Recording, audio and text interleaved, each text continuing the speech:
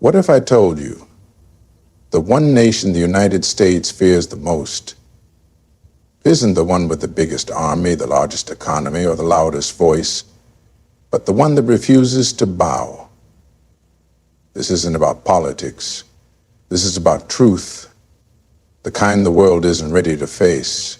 Behind every sanction, behind every threat, behind every headline lies a fear that runs deeper than oil, deeper than war, a fear of something that cannot be controlled. Iran didn't just survive decades of isolation. It redefined resistance. It didn't just fight back. It lit a fire that's spreading across the Muslim world. And while most nations crumble under pressure, Iran built power in silence, through sacrifice, pride, and belief. This isn't the story you've been told. It's the one they hope you never hear. So don't blink. Don't scroll. Don't look away. Because once you hear the truth, you'll never unsee it. This is why the U.S. fears Iran more than any other nation, the hidden truth. And by the end of this video, the whole world might just understand why. Iran's unshakable ideology is what truly sets it apart on the world stage. This is not just a nation with a flag and a government.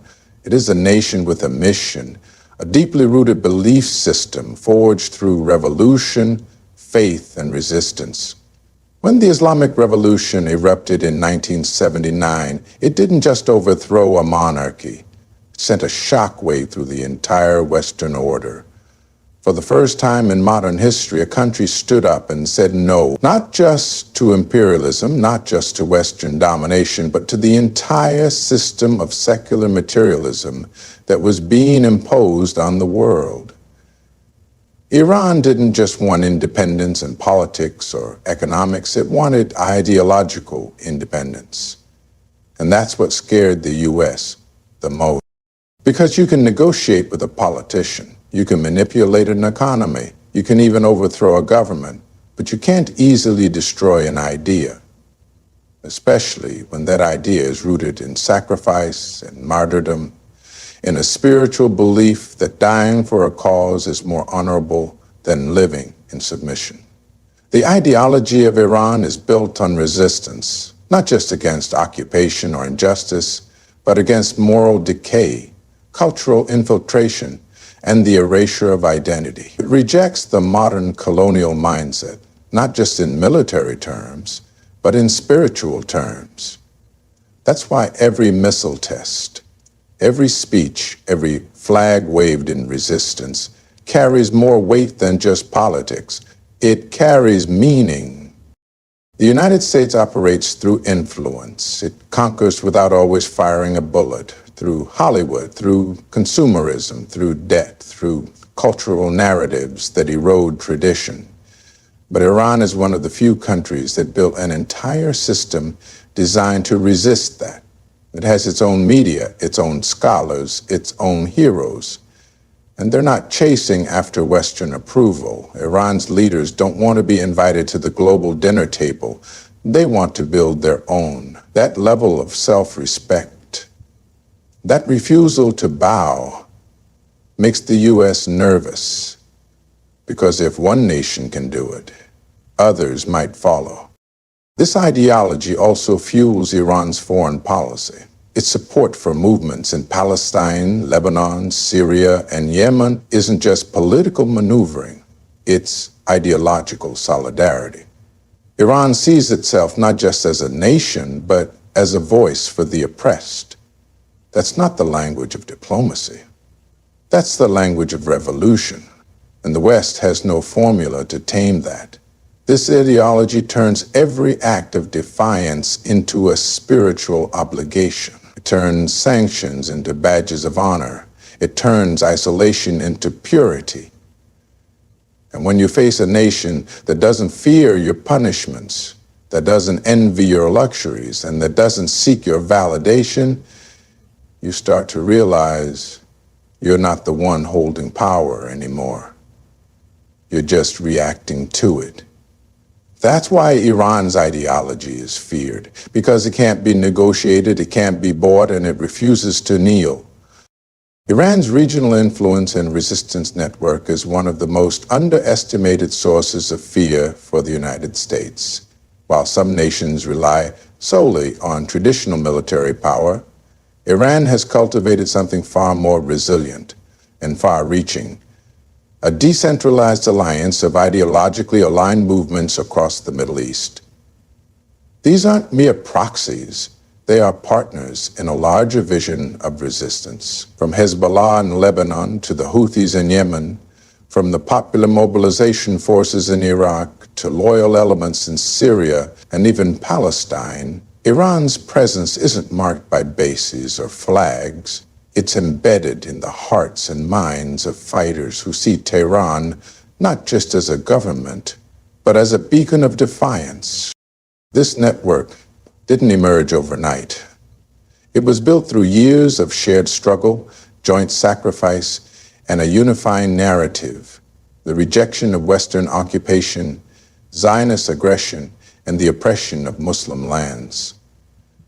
Iran positioned itself not as a distant superpower with orders to give, but as a fellow target of imperialism. This created an ecosystem of resistance where U.S. interests are constantly challenged, not only by standing armies, but by communities who view martyrdom and struggle as honorable paths.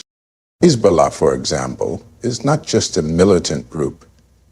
It's a disciplined, politically integrated, and socially rooted force that has humbled Israeli forces more than once.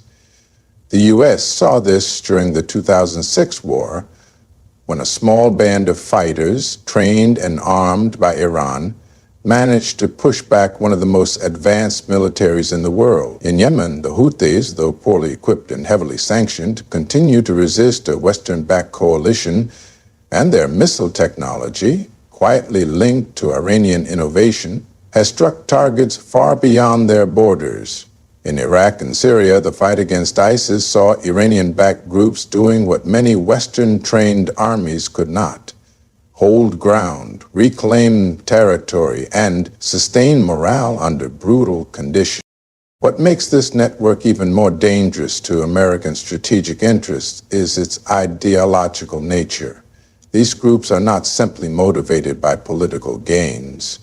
They are bonded through a shared cause, standing against injustice, reclaiming Muslim dignity, and rejecting foreign domination. They don't need formal treaties or embassies. Their alliance is written in blood, sacrifice, and purpose. Iran is not just a country behind these movements. It's the spiritual backbone of a growing resistance that spans borders, languages, and even sex. This terrifies U.S. policymakers because traditional tools of war are ineffective against it. You can't drone ideology. You can't sanction loyalty. You can't invade every pocket of resistance. Iran's influence doesn't collapse with a regime change. It multiplies through struggle. And for every leader the U.S. tries to eliminate, 10 more rise up with greater conviction. This network has become the silent army that Washington cannot touch directly. And that's why the fear runs deep. Iran's ability to survive and even thrive under decades of crippling sanctions is one of the clearest signs of its strength and independence, and one of the key reasons the United States fears it so deeply. When most countries are subjected to the level of economic warfare Iran has endured, they collapse from within. Their systems break down, their people riot, and their governments beg for relief. But Iran took a different path. Instead of folding, it adapted.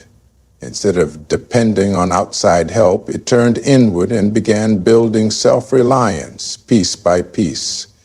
From agriculture to nuclear science, from domestic production to military manufacturing. Since the Islamic Revolution, Iran has lived under some form of U.S.-led sanctions, but it was after 2010 that those sanctions became truly suffocating. The country was cut off from international banking, oil exports were slashed, assets were frozen, and companies worldwide were threatened for doing business with it. The goal was to break Iran's will. But what happened instead was something Washington didn't expect. Iran's will got strong. Its scientists developed one of the most advanced nuclear programs in the region. Its engineers built drones and ballistic missiles that rival Western technology. Its economy, while wounded, adjusted to a new reality where dependency on foreign powers was no longer an option. Iran began producing its own food, investing in local industries, and forging economic ties with alternative powers like China and Russia.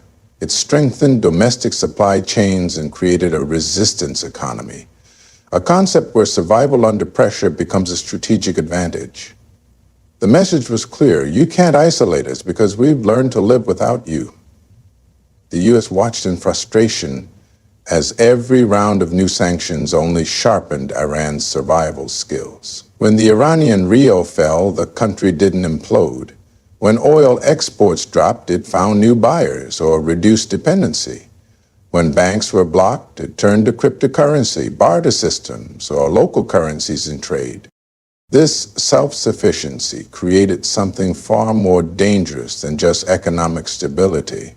It created national confidence.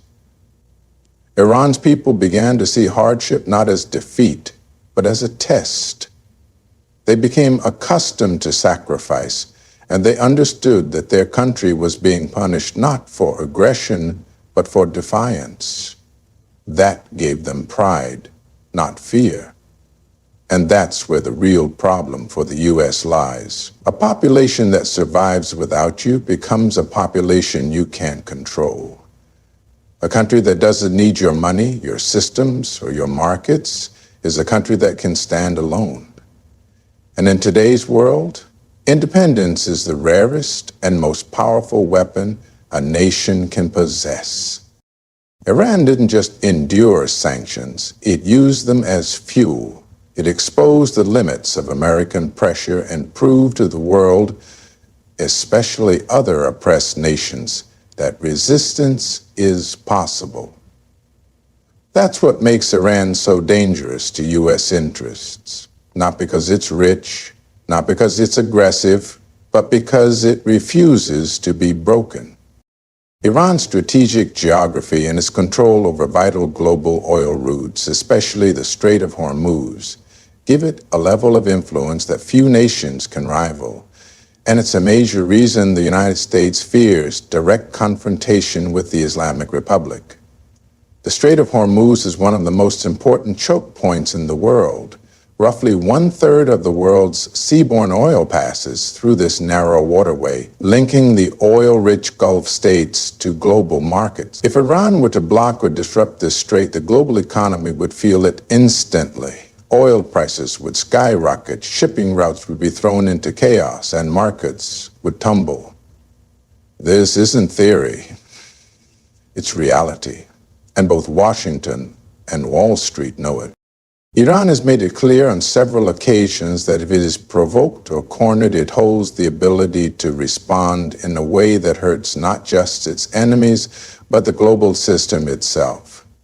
That kind of leverage is not easy to obtain, and it's even harder to neutralize. The U.S. has poured billions into military bases around the region, stationed fleets in nearby waters, and trained allied forces in Saudi Arabia and the UAE. Yet none of that changes the geographic fact. Iran is right there, sitting next to the choke point of global energy. No amount of military presence can remove that reality. In fact, the more the U.S. crowds the Gulf with ships and troops, the more volatile the region becomes, and Iran knows how to turn that tension to its advantage. This isn't just about oil, it's about unpredictability. Iran has shown that it doesn't need to block the Strait of Hormuz outright to make the world nervous. A single drone strike on a Saudi oil facility, a mysterious explosion near a tanker, or a missile launch in the wrong direction, all of these can send shockwaves through the energy markets. This constant uncertainty is a weapon in itself. The U.S. prides itself on global stability, But Iran has proven it can shake that stability anytime it chooses without firing a shot in open war. That asymmetric power is terrifying to a country that thrives on control. Iran's geography also places it at the heart of the Middle East, bordering Iraq, Afghanistan, Pakistan, and the Persian Gulf, with access to Central Asia and the Caspian Sea. That means it's not only in a strong position economically, but also strategically. It can influence multiple regions at once, from South Asia to the Caucasus to the Gulf. And while the U.S. tries to pivot toward Asia or tighten its grip on Europe, it knows it can't ignore Iran without risking major consequences. Every pipeline, every trade route, every military base in the region operates with one eye on Tehran. This is what makes Iran such a critical player and a nightmare for those who want to dominate the region. Its location is not a weakness, it's a fortress. Iran's cultural and revolutionary pride is a force that cannot be measured by weapons or wealth, but it's one of the most powerful reasons why the United States fears Iran more than any other nation. Unlike many countries that have been reshaped by colonialism or softened by materialism, Iran holds on to a deep sense of history, identity, and purpose. Its culture is not just about traditions or art, it's about legacy. The Persian civilization stretches back thousands of years, and that pride has been woven into the soul of modern Iran. When the Islamic Revolution took place in 1979, it didn't erase Iran's past. It merged it with something even more powerful: the spiritual conviction of Islam and the revolutionary spirit of resistance. This is not a population that forgets its heroes. Names like Imam Khomeini, Qasem Soleimani, and countless martyrs are remembered with passion. They're not treated as politicians or generals, but as symbols of dignity and sacrifice. In Iran, martyrdom is not seen as a tragedy. It's seen as the highest form of honor. And that worldview is something the West cannot understand or manipulate. You can't intimidate people who believe that dying in the path of justice is a victory. You can't bribe a nation whose spirit is rooted in divine purpose rather than personal gain. This revolutionary pride is passed down through generations. Iranian youth are not aimless. They're raised on stories of resistance, of struggle, of standing tall in the face of superpowers. That kind of education creates citizens who are not easily swayed by propaganda or tempted by material distractions. It creates a people who see themselves as guardians of a mission, not just for Iran, but for the oppressed everywhere. They believe they have a responsibility to speak for Palestine, to stand against arrogance, and to defend their faith with both word and action. And this conviction scares the U.S. more than any weapon ever could. Because when a nation is united not by fear or greed, but by belief, it becomes almost impossible to conquer. The West is used to dealing with regimes that crumble under pressure, leaders who sell out their own people for security or status, societies that forget their identity in pursuit of comfort. But Iran doesn't play by that rule book. It teaches its children to question the West, to challenge narratives, and to hold on to their values no matter the cost. That is a direct threat to the system of control that the U.S. relies on. Iran's pride is not arrogant, it's grounded. It comes from centuries of resilience, from battles won and lost, from the poetry of Hafez to the sermons of revolutionaries. It is a culture that has tasted oppression but never accepted defeat. And it is this deep, unshakable confidence in who they are and what they stand for that makes Iran a nation the U.S. cannot intimidate, cannot reshape, cannot ignore. The greatest hidden fear the United States has regarding Iran is the potential for it to ignite a broader Islamic awakening, one that transcends borders, sects, and political divisions. Iran represents more than just a nation state. It embodies a movement that challenges the very structure of Western hegemony in the Muslim world. For decades, the Muslim Ummah has been fragmented, divided by colonial borders, weakened by dictatorships, and distracted by internal disputes. But Iran's resistance model, its unapologetic defiance, and its unwavering voice for the oppressed have begun to inspire something deeper, a sense of unity rooted not in nationalism, but in shared Islamic values and collective dignity. Iran has consistently supported movements in Palestine, Lebanon, Iraq, Syria, and Yemen, not just as political allies, but as brothers in faith and resistance. These connections go beyond Shia identity and into something larger, a unified front against oppression, corruption, and Western domination. Iran speaks a language that resonates with many Muslims around the world, a language of honor, sacrifice, and divine justice. While many regimes in the Muslim world align themselves with Western powers for economic or military support, Iran positions itself alongside the oppressed, even if it means being isolated, sanctioned, or vilified. This positioning has planted seeds of inspiration. Young Muslims in Egypt, Nigeria, Malaysia, and even the West see in Iran a different model, one that prioritizes sovereignty over submission, dignity over dollars, and principle over popularity. Iran's message is simple but powerful. It is possible to be a Muslim nation that stands tall, refuses to bow to imperial powers, and defends the rights of others without compromise. That message, if it spreads, becomes more dangerous than any missile or nuclear program. It threatens to awaken a generation that no longer sees Western values as the ideal or Western intervention as necessary. The U.S. doesn't fear Iran because of its military strength alone. It fears the idea of Iran becoming a spiritual and ideological center for Muslims worldwide, especially in a time when so many feel disillusioned by corrupt rulers and lost identity.